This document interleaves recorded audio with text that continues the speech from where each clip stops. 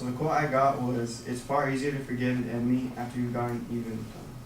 Now I'm going to give you 3 examples in my life where why I agree with this quote.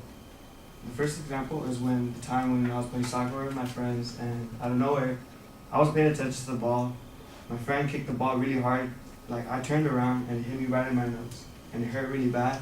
I didn't start bleeding, thank God, but it still got me really mad at the moment, and it got me heated up. So what I did was, I got the ball, put it in my hands, and I ran towards my friend to get ready to kick the ball towards him.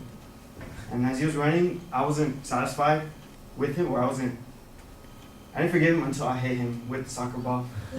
So that's one reason why I agree with this statement. Another reason is why I agree with this statement, or with this quote, is because one day I had my favorite drink called Gold Peak Raspberry Iced Tea, and my little brother, out of nowhere, I left the house for like a couple hours, and I came back and the drink was gone. And then I got mad because I didn't even have to like figure out who drank it, because I already knew it was my little brother. So what I did was I went up to him and I told him, I accused him of it, and he tried to deny it obviously, but I already knew it was him. So what I did was I punched him like 3 times and told him not to drink my Gold Peak ever again. But I felt bad, so I bought him one the next day. And then my last example is the time, this was like junior year in my high school year.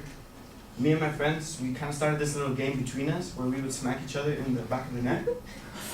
And honestly, it would get me annoyed so much that like between us, like we were like kind of rivals in this game. We would all like, we weren't satisfied until we hit each other. Like after hitting each other, like if I hit my friend, he wouldn't be satisfied with me until he got me back. And when he got me back, I get him back, like, and vice versa. So in conclusion, I have to agree with the statement of, "It's far easier to forgive an enemy after you've gotten even with them" by Miller.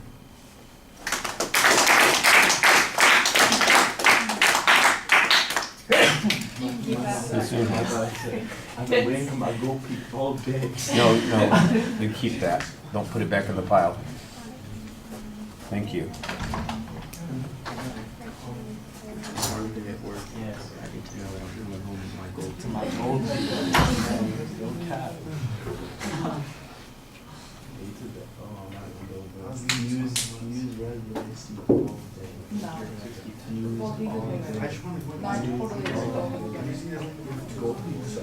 All right, well, you just used the quote as your attention device, and that's a little bit problematic, but it was clear what your point was. You're agreeing with the quote. The preview basically says I got 3 stories to go with it, so I know that there's going to be 3 stories, but I don't have any idea what the relationship between those stories is going to be. It turns out that it's kind of a repetitive concept that you go through.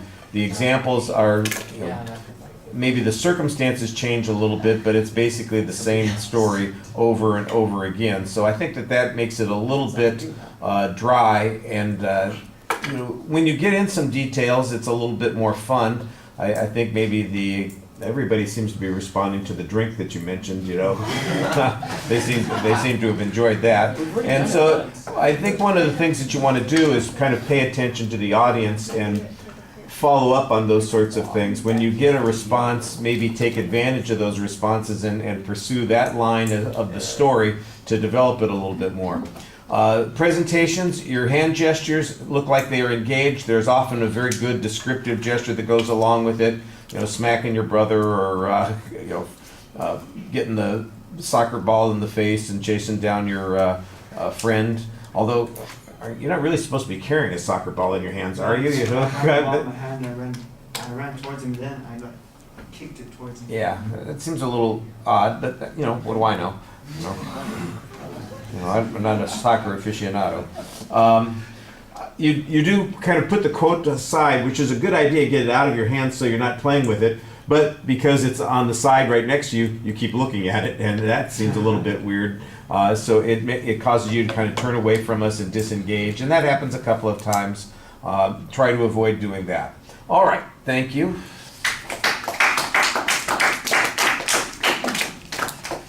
Andrew, you're going to have to pass the timing off to somebody else. Yeah. Because you're up next. All right.